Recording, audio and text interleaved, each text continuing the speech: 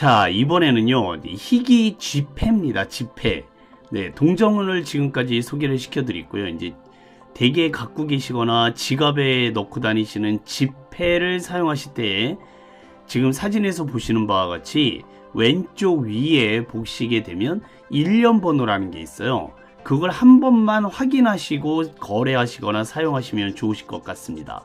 네, 첫 번째 희귀 지폐는요, 그 번호가요, 다 똑같은 거 있잖아요. 7자리인데 모두 동일한 숫자. 그걸 이제 솔리드 노트라고 합니다. 예를 들어서 뭐 11111, 333333, 뭐 7777777, 뭐 이런 식으로 동일한 숫자인데요. 그 중에서도 가장 비싼 게 7777777, 네, 이거랍니다. 그래서 이 7이라는 숫자가 7자리가 연속으로 있으면 이거는 반드시 파셔야 돼요. 아시겠죠?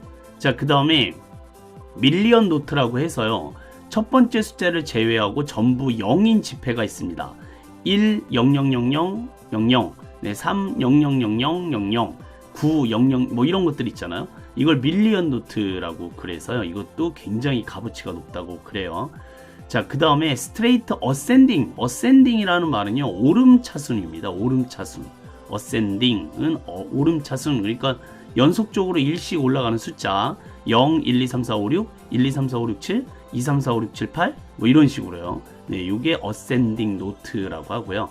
그 다음에 이제 거꾸로 뭐 198765431 이런 식으로 거꾸로 내려오는 내림차순 그 일련 번호를 디센딩 노트라고 합니다. 그래서 연속적으로 1씩 내려가는 숫자가 적혀 있으면 네, 절대 사용하시면 안 됩니다. 자, 레이더 노트라고 있습니다. 이거는 뭐냐면 좌우로 뒤집어도 같은 숫자를 나타내는 숫자가 있어요. 그러니까 1, 2, 3, 0, 3, 2, 1 이걸 거꾸로 읽어도 1, 2, 3, 0, 3, 2, 1 이렇게 읽게 되는데 이걸 레이더 노트라고 합니다. 레이더라는 단어가 R-A-D-A-R 네, 이렇게 되는데 그것도 거꾸로 읽어도 똑같거든요. 알파벳이. 그걸 이제 레이더 노트라고 해서 상당한 값어치를 자랑하고 있습니다. 로테이터 노트라고 해서요, 180도 뒤집어도 같은 숫자를 나타내는 숫자입니다. 그러니까 가운데 번호가 이게 이렇게 돼야 돼요. 그러니까 그 006890000 그럼 꼭 거꾸로 읽어도 네, 이게 똑같은 숫자가 되거든요. 뒤집어야 돼요. 이렇게.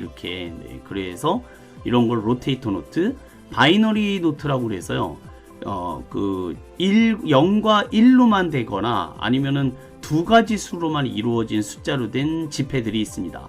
111, 3131, 008, 0888, 뭐 2212, 뭐 이런 식으로요. 이걸 바이너리 노트라고 해서 희귀 지폐에 속합니다.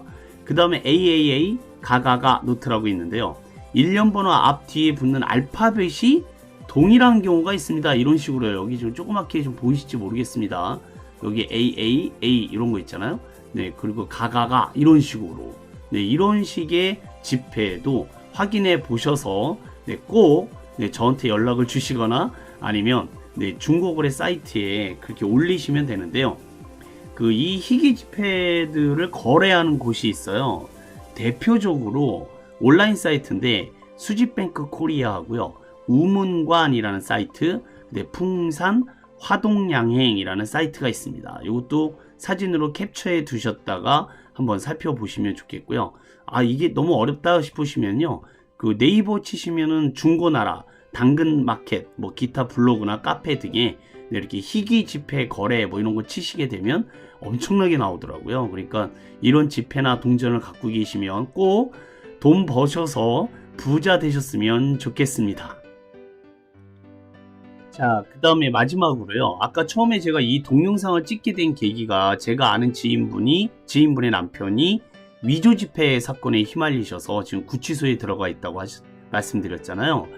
제가 그 인터넷을 찾아보니까 지폐에 5,000원짜리 지폐에 77246 이라고 적혀 있으면요, 이게 위조 지폐라는 겁니다. 지금은 나오지 않고요.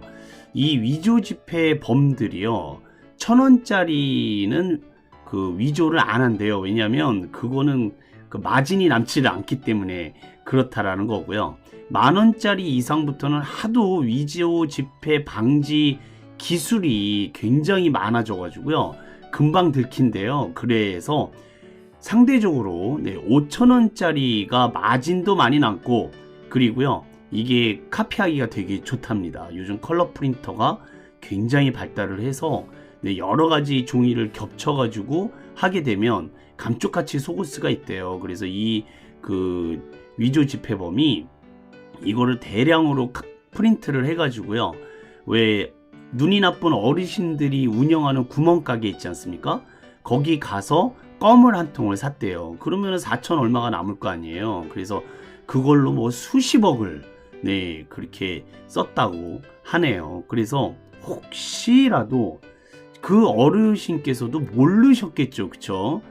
누가 77246이란 번호를 확인하고 쓰겠습니까? 그러니까 그게 밝혀지면 금방 무죄로 풀려나시긴 할 텐데, 이게 하도 전국에 뿌려져 가지고요, 아직도 이게 존재한다라는 겁니다. 그러니까 여러분들 5,000원짜리 건을 갖고 계시다면 반드시 일련 번호를 확인하셔서 77246이라는 숫자가 적혀 있으면 경찰서에 반드시 신고하셨으면 좋겠습니다. 이번 22대 선거가 끝났잖아요. 국회의원 선거가 끝났는데요. 21대의 국회에서 이미 나온 얘기인데요. 만약에 올해 10만원짜리 수표가 현금화 된다면요, 5,000원짜리를 없앨 예정이라고 합니다. 그래서 5,000원짜리가 위조 지폐 가능성이 굉장히 높은 지폐이기도 하고, 아직도 그런 위조 지폐가 돌아다니기도 하고, 그리고 이게 또 5만원짜리하고 헷갈려요. 그래서 언뜻 그냥 현금 거래하실 때 5만원짜리 내놓으시고 4,000원을 거슬러 가시는 그런 일도 비일비재하다고 합니다. 그리고 이제 지금은 5,000원짜리 갖고 뭘 특별하게 할 수 있는 게 없어요. 그래서 이 5,000원짜리가 앞으로는 희귀 지폐가 될 가능성이 있으니까요, 가능하면 이 5,000원짜리는 쓰지 마시고 그냥 차곡차곡 모아 두셨다가 나중에 이제 이 5,000원짜리가 없어지게 되면 희귀 지폐 수집가들한테 고가로 팔아버리시면 좋으실 것 같습니다. 자, 이제 이 5,000원짜리의 중요성을 아시겠죠? 굉장히 여러가지 중요한 의미들이 담고 있는 지폐였었어요. 그래서 저도 5,000원짜리를 보게 되면 좀 더 자세하게 보도록 하겠습니다. 자, 우선 그 외에 이제 5,000원짜리를 이제 본격적으로 해보하면서 영어 단어, 중요한 알고 계셔야 되는 영어 단어, 모르시면은 망신을 당할 수밖에 없는 영어 단어들을 정리하도록 하겠습니다. 자, 5,000원, 5,000 원이죠. 그죠? 5,000 원인데, 5,000원짜리 전면부 앞에 있는 이 사람의 이름은 누구일까요? 라고 물어보면 이제는 상식적으로 알고 계셔야 돼요. 조선 왕조의 유학자였던 율곡 이이 선생님이시다. 이분보다 더 유명하신 분이 어머님이죠. 율곡 이이 선생님의 어머님은 신사임당이라는 분이십니다. 자, 그분이 왜 유명해요? 5만원짜리 건에 들어가 계시기 때문이죠. 세계 최초로 어머니와 아들이 화폐에 기록된 건 우리나라 돈이 최초라고 합니다. 그래서 대단한 가족이다 라고 볼 수 있죠. 율곡 이이 선생님은 무려 9번의 장원급제를 하실 정도로 대단한 인물이세요. 뭐 초시, 복시, 뭐 진사시험, 뭐 무슨 과거시험이랑 과거시험에 응시하면은 무조건 장원을 하셨다 이겁니다. 대단한 사람인 것 같아요. 자, 우선 이 표현을 다른 분들하고 얘기를 하실 때 영어 단어를 섞어서 얘기할 줄 아셔야 영어 단어가 내꺼가 됩니다. 자, 전면부 도안의 인물 할 때 도안을 영어로 디자인이라고 합니다. D-E-S-I-G-N 이라고 해서 우리가 다 알고 있는 디자인이란 뜻이고요. 디자인을 우리말로 바꾸면 도안 또는 디자인이란 뜻이 되죠. 자, 조선 왕조 옛날에 한번 공부하셨던 기억이 나실 텐데, 조선은 순 우리말이기 때문에 그냥 조선이라고 쓰시고, 왕조는요 D-Y-N-A-S-T-Y를 쓰셔서 Dynasty, Dynasty라고 읽으시면 됩니다. 그래서 조선 다이너스티의 유학자라고 하셨어요.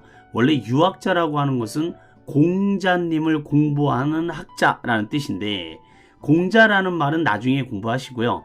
학자라는 말부터 먼저 아셨으면 좋겠습니다. SCHOLAR을 쓰시고 스콜라. 이 스콜라가 학자, 교수, 선생 이런 뜻입니다. 스콜라라는 단어 꼭 기억하고 계셔야 돼요. 그래서 5,000원, 5,000 won 지폐의 디자인의 인물은 조선 다이너스티의 스콜라이셨던 율곡 이이 선생님이다 라는 상식적인 이야기를 꼭 기억해 두시고요. 네, 5,000원짜리는 당연히 율곡 이이 선생님이라고 나오셔야 돼요. 아시겠죠? 1,000원짜리는 누구였죠? 1,000원짜리는 네, 이황 선생님이신데 좀 이따가 율곡 선생님하고 같이 말씀드리도록 하겠습니다. 자, 5,000원짜리의 두 번째 상식은요. 율곡 이이 선생님의 그림 뒤에 보시게 되면 웬 대나무가 쭉쭉 자라고 있고요. 그 다음에 집이 한 채가 보입니다. 이 율곡 이이 선생님의 초상화 뒤로는 이분이 태어나신 생가예요. 여기가 강릉에 있는 외갓집인데 어머니의 신사임당의 집이죠. 오죽헌이라는 곳입니다. 여기를 그려 넣었다라고 알고 계시면 좋으실 것 같아요. 자, 초상화가 영어로 뭐죠? 초상화. 네, 알고 계셔야 됩니다. Portrait를 쓰시고요. Portrait. 네, 이 선생님, 스콜라 이의 네, Portrait 뒤에는 그의 생가라는 말이 있는데요. 생가가 영어로 뭘까요? 태어난 집이라는 뜻이잖아요. 그래서 birth, B-I-R-T-H, birth, 탄생하다, 태어나다, place, 장소라는 뜻입니다. 그래서 우리 발음으로는 birthplace, 그러면 생가라고 해석하실 수 있으시면 되겠고요. 외갓집이 영어로 뭘까요? 외갓집은 어머니의 집이잖아요. 그래서 간단하게 mother's home이라고 읽으시고 표현하시면 되겠습니다. 네, mother's 할 때 어퍼스트로피 s는 못못의라는 뜻이에요. 그래서 어머니의 집, 우리말로는 외갓집, mother's home이라고 하시면 되겠습니다. 네, 이 오죽헌이라는 곳에서요. 검은색 대나무가 쭉쭉 자랐었대요. 이 신사임당이 율곡 선생님을 뵀을 때, 그래서 이 집에서는 굉장히 귀한 사람이 태어나려나 보다 사람들이 그렇게 소문이 났다고 합니다. 네, 뭐 징조대로죠, 그쵸? 네, 대단한 인물이 태어났으니까요. 자, 이의 포트레이트 뒤에는 그의 birthplace이자 mother's home인 오죽헌을 배치했다라고 여러 번 반복해서 이야기해 주시기를 부탁드리겠습니다.